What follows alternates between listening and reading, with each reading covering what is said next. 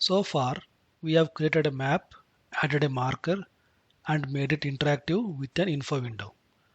Now, if you look closely at the map, you will notice a few default controls. The zoom buttons in the bottom right corner,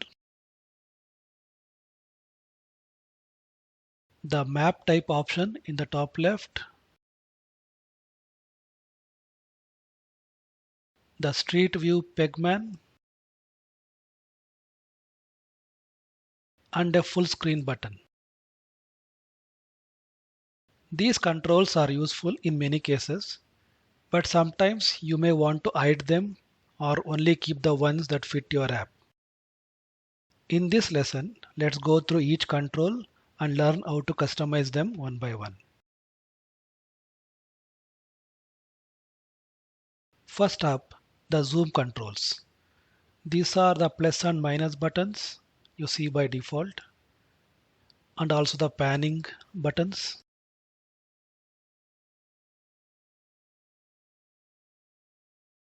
These can be controlled by using an attribute called camera control and set it to false.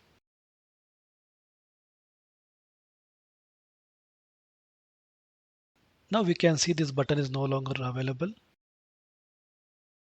but a user can still zoom in and zoom out using the mouse by scrolling up or scrolling down.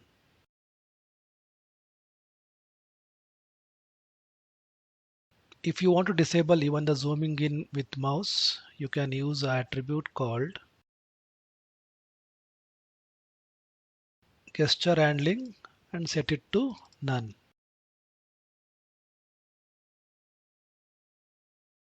Now when I try to zoom in or zoom out, it does not work. Next is the map type control, which lets users switch between road map and satellite view. To disable these controls, you can use map type control and set it to false.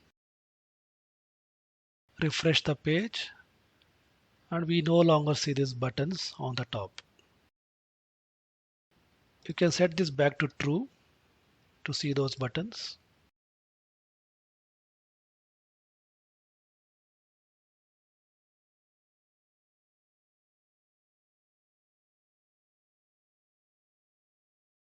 Let's set it to false.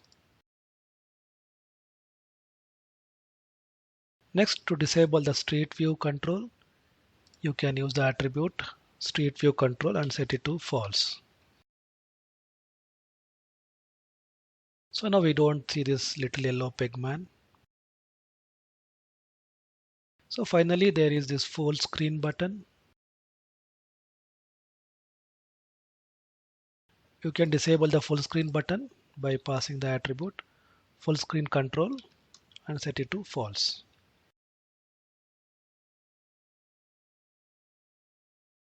So now we don't have any controls on the map. This is how you can customize the controls.